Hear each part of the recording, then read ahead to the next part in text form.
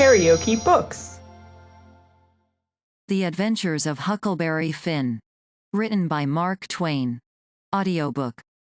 Chapter 34. We Cheer Up Jim.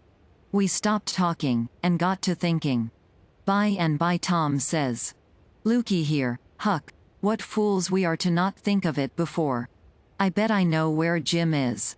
"No." "Where?" "In that hut down by the ash hopper." "Why, looky here.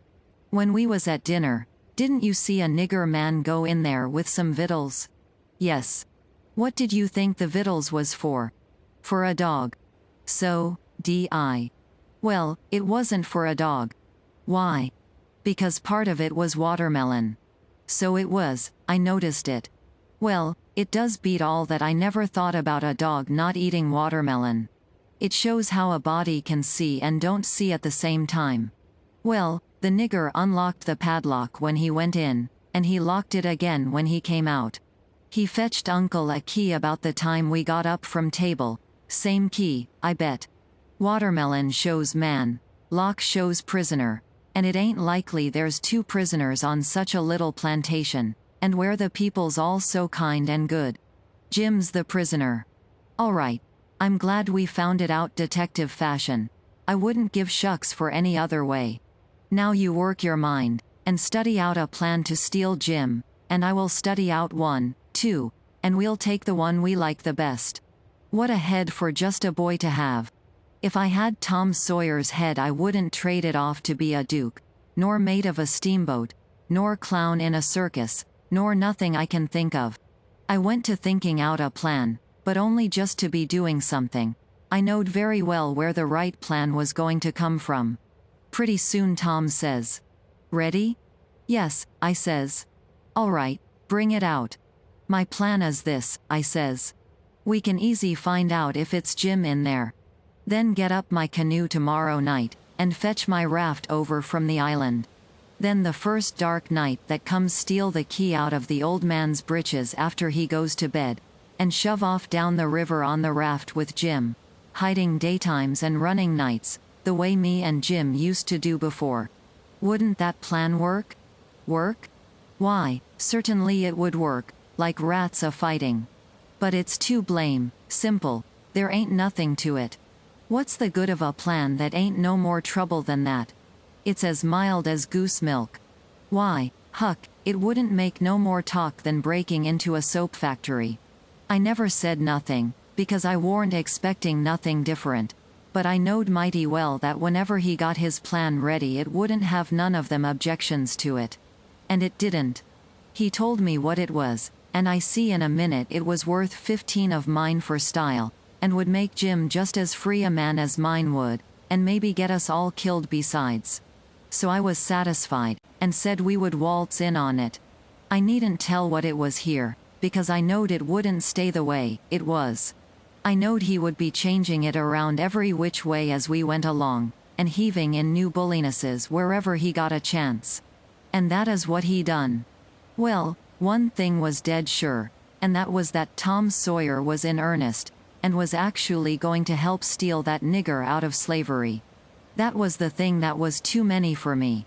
Here was a boy that was respectable and well brung up, and had a character to lose, and folks at home that had characters, and he was bright and not leather-headed, and knowing and not ignorant, and not mean, but kind, and yet here he was, without any more pride, or rightness, or feeling, than to stoop to this business, and make himself a shame, and his family a shame, before everybody. I couldn't understand it no way at all. It was outrageous, and I knowed I ought to just up and tell him so, and so be his true friend, and let him quit the thing right where he was and save himself. And I did start to tell him, but he shut me up, and says, "Don't you reckon I know what I'm about? Don't I generally know what I'm about?" "Yes." "Didn't I say I was going to help steal the nigger?" "Yes." "Well, then." That's all he said, and that's all I said. It warn't no use to say any more, because when he said he'd do a thing, he always done it. But I couldn't make out how he was willing to go into this thing, so I just let it go, and never bothered no more about it. If he was bound to have it so, I couldn't help it. When we got home the house was all dark and still, so we went on down to the hut by the ash hopper for to examine it. We went through the yard so as to see what the hounds would do. They knowed us, and didn't make no more noise than country dogs is always doing when anything comes by in the night. When we got to the cabin we took a look at the front and the two sides, and on the side I warn't acquainted with, which was the north side, we found a square window hole, up tolerable high, with just one stout board nailed across it. I says, "Here's the ticket. This hole's big enough for Jim to get through if we wrench off the board." Tom says, "It's as simple as tit-tat-toe, 3 in a row, and as easy as playing hooky. I should hope we can find a way that's a little more complicated than that, Huck Finn." "Well, then," I says, "how it do to saw him out, the way I done before I was murdered that time?" "That's more like," he says. "It's real mysterious, and troublesome, and good," he says, "but I bet we can find a way that's twice as long. There ain't no hurry. Le's keep on looking around." Betwixt the hut and the fence, on the backside, was a lean-to that joined the hut at the eaves, and was made out of plank. It was as long as the hut, but narrow, only about 6 foot wide. The door to it was at the south end, and was padlocked. Tom he went to the soap kettle and searched around, and fetched back the iron thing they lift the lid with, so he took it and prized out one of the staples. The chain fell down, and we opened the door and went in, and shut it, and struck a match, and see the shed was only built against a cabin and hadn't no connection with it, and there warn't no floor to the shed, nor nothing in it but some old rusty played-out hose and spades and picks and a crippled plow. The match went out, and so did we, and shoved in the staple again, and the door was locked as good as ever. Tom was joyful. He says, "Now we're all right. We'll dig him out. It'll take about a week." Then we started for the house, and I went in the back door. You only have to pull a buckskin latch string. They don't fasten the doors, but that warn't romantical enough for Tom Sawyer. No way would do him but he must climb up the lightning rod. But after he got up halfway about 3 times, and missed fire and fell every time, and the last time most busted his brains out, he thought he'd got to give it up. But after he was rested he allowed he would give her one more turn for luck, and this time he made the trip. In the morning we was up at break of day, and down to the nigger cabins to pet the dogs and make friends with the nigger that fed Jim. If it was Jim that was being fed. The niggers was just getting through breakfast and starting for the fields, and Jim's nigger was piling up a tin pan with bread and meat and things, and whilst the others was leaving, the key come from the house. This nigger had a good-natured, chuckle-headed face, and his wool was all tied up in little bunches with thread. That was to keep witches off. He said the witches was pestering him awful these nights, and making him see all kinds of strange things, and hear all kinds of strange words and noises, and he didn't believe he was ever witched so long before in his life. He got so worked up, and got to running on so about his troubles, he forgot all about what he'd been a-going to do. So Tom says, "What's the victuals for?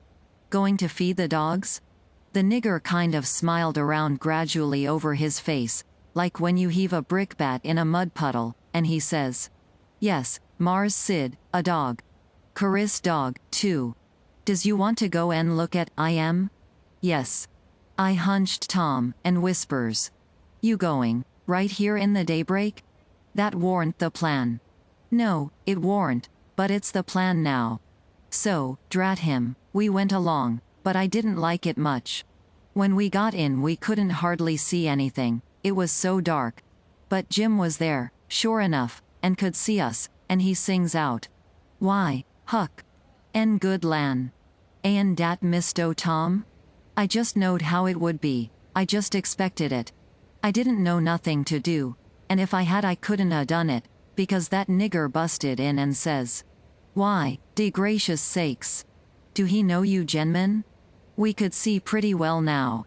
Tom he looked at the nigger, steady and kind of wondering, and says, "Does who know us?" "Why, dis runaway nigger." "I don't reckon he does, but what put that into your head?" What put it dar? Didn't he geez dis minute sing out like he knowed you? Tom says, in a puzzled up kind of way. Well, that's mighty curious. Who sung out? When did he sing out? What did he sing out? And turns to me, perfectly calm, and says, did you hear anybody sing out?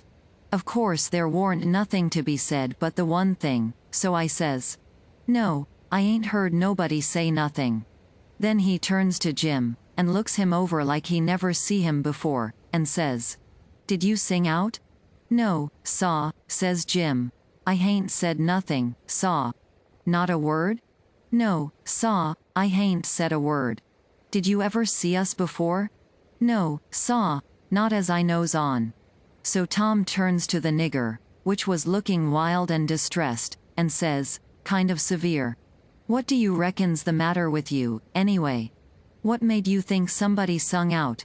Oh, it's de dad blame, witches, saw, and I wished I was dead, I do.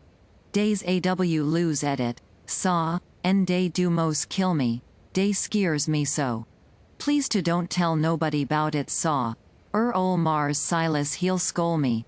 Case he say dey ain't no witches. I geez wish to goodness he was heya now. Den what would he say? I geez bet he could find no way to get aroon it dis time. But it's aw lose geez so. People dat's sot, stays sot. Dey won't look into nothin' find it out fur deyselves, and when you find it out and tell bout it, dey don't believe you. Tom give him a dime, and said we wouldn't tell nobody, and told him to buy some more thread to tie up his wool with, and then looks at Jim, and says, I wonder if Uncle Silas is going to hang this nigger. If I was to catch a nigger that was ungrateful enough to run away, I wouldn't give him up, I'd hang him. And whilst the nigger stepped to the door to look at the dime and bite it to see if it was good, he whispers to Jim and says, don't ever let on to know us. And if you hear any digging going on nights, it's us, we're going to set you free. Jim only had time to grab us by the hand and squeeze it. Then the nigger come back, and we said we'd come again sometime if the nigger wanted us to. And he said he would, more particular if it was dark, because the witches went for him mostly in the dark, and it was good to have folks around then. KaraokeBooks.